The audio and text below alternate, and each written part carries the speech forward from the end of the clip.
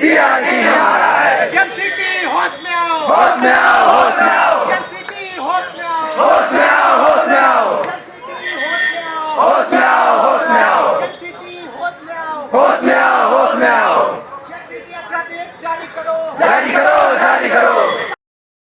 आएंगे ताकि हमारी बात पहले विधानसभा में उठाई जाए, उसके बाद वही मुद्दा कहीं ना कहीं पहुंचते पहुंचते लोकसभा में पहुंचे।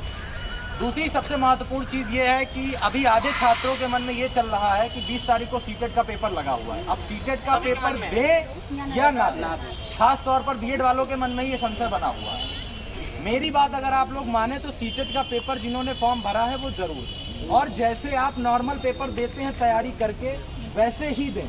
अभी इस चीज को आप बिल्कुल भी ना मानिए कि बीएड पूरी तरीके से बाहर हो चुका है। बीएड को बाहर ना हो, इस वजह से हम लोग इतना संघर्ष कर रहे हैं, और खाली हरदोई में ही नहीं, हर जिले में अपने अपने स्तर पे जो लोग हैं वो लगे हुए हैं। अभी मैंने कल एक वीडियो देखा था, वहां पे लोग रात में मोर्चा निकाल रहे हैं। मतलब दिन में तो मोर्चे चल ही रहे हैं, साथ में वो लोग रात में भी मोर्चा निकाल रहे हैं। क्यों? क्योंकि उन सभी को पता है कि यही समय है दबाव डालने का। 2024 में चुनाव है, 100% सरकार हमारी बात सुनेगी। फैसला सरकार के ऊपर है क्या करती है क्या नहीं करती है, लेकिन हमारी बात को इग्नोर नहीं किया जाएगा। तो आप लोग अपने मन से ये चीज कतई निकाल दीजिए कि सीटेट का पेपर देना बेकार है। बिल्कुल बेकार नहीं है। सीटेट का पेपर वैसे ही दीजिए जैसे आप लोगों ने पहले यूपी टेट का दिया है या आप बाकी एग्जाम्स दे रहे हैं।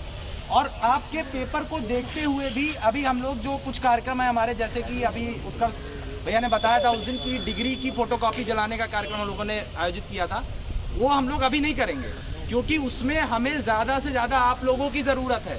हम 5 लोगों के, हम 10 लोगों के किसी के पास जाने से, कुछ भी कहने से, कोई भी कार्यक्रम करने से आवाज बुलंद नहीं होगी। आवाज बुलंद तब होगी जब आप सभी लोग अपने हक के लिए आगे आएंगे। सिर्फ 5 लोगों से कुछ नहीं होगा, आप लोगों को जागना पड़ेगा। अगर 5 लोगों से होना होता तो शायद हम लोग आपके पास इतनी कह सकते हैं विनती करने नहीं आते, क्योंकि हम लोग अपने के साथ साथ आप लोगों का हक भी चाहते हैं। किसी के साथ भी अन्याय नहीं होना चाहिए। आप लोग उन लोगों के बारे में सोचिए जिनकी उम्र इस समय 35-36 साल हो चुकी है, उनके विचारों के लिए सब कुछ खत्म हो चुका है। अगर देखा जाए, जो महिलाएं हैं या जो लड़कियां जिनकी शादी हो चुकी है, अब क्या वो पीसीएस की तैयारी कर सकती हैं? नहीं कर सकती हैं। उनके लिए यही एक अवसर था जो वो जीवन में अपने पैरों पे खड़ी हो सकती थी शादी होने के बाद।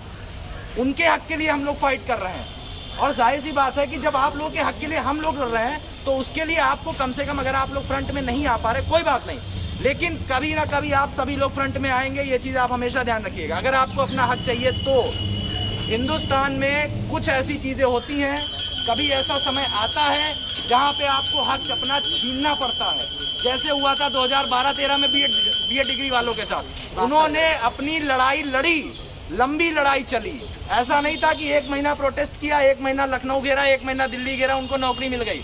सालों साल उन्होंने प्रोटेस्ट किया, तब जाके वो आज उस पद पर हैं जहां पे वो वाकई में डिजर्व करते थे। आप किसी से कुछ भीख नहीं मांग रहे, आप अपने हक की चीज मांग रहे हैं जो आप डिजर्व करते हैं, जो सरकार ने आपसे कहा था कि आपको दिया जाएगा, आप उसके लिए लड़ाई कर रहे हैं। और अपनी चीज मांगने में मुझे तो नहीं लगता किसी को कोई संकोच होना चाहिए। भाई मेरी चीज है, मैं चढ़ के मांगूंगा, आपको देना होगा। लेकिन अगर हम चुपचाप बैठ जाएंगे तो सरकार को भी लगेगा कि ये लोग इस फैसले से संतुष्ट हैं, जो कि कोई भी बीएड धारी ऐसा नहीं होगा पूरे हिंदुस्तान में जो इस फैसले से संतुष्ट हो। क्योंकि 5 साल 1.5 लाख रुपए कोचिंग की फीस, आना जाना, सारा पैसा सबका बर्बाद हुआ है, और हमें इतना भरोसा है किसी के घर में पैसे का पेड़ नहीं है। ठीक है, तो अपने मुद्दों की आवाज आपको उठानी पड़ेगी, और आपके मुद्दों की आवाज आप ही हैं। ठीक है, आप लोगों को फ्रंट में आना होगा। एक एक बच्चे को, अगर एक एक बच्चा यहाँ पे, एक एक जो बीएड अभ्यर्थी है वो अपने साथ 3-3 आदमी को भी जोड़ेगा। जैसे आप लोगों ने एक सुना था, जय हो में डायलॉग बोला गया था कि एक इंसान की मदद 3 इंसान की मदद करो, उनसे बोलो आगे 3 की करें। तो पूरे देश में कितनी ज्यादा कह सकते हैं एक तरीके से क्रांति तरीका हो जाएगी हम लोगों की, और वही आजकल हो रहा है हर जगह में।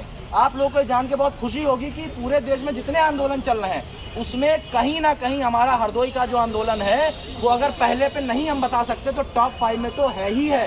क्योंकि उस दिन जो हम लोगों ने मार्च निकाला था, उस मार्च में हमारे हरदोई की तस्वीरें हर न्यूज चैनल ने दिखाई हैं, उस वीडियो को हर यूट्यूब चैनल ने वायरल किया है। क्यों?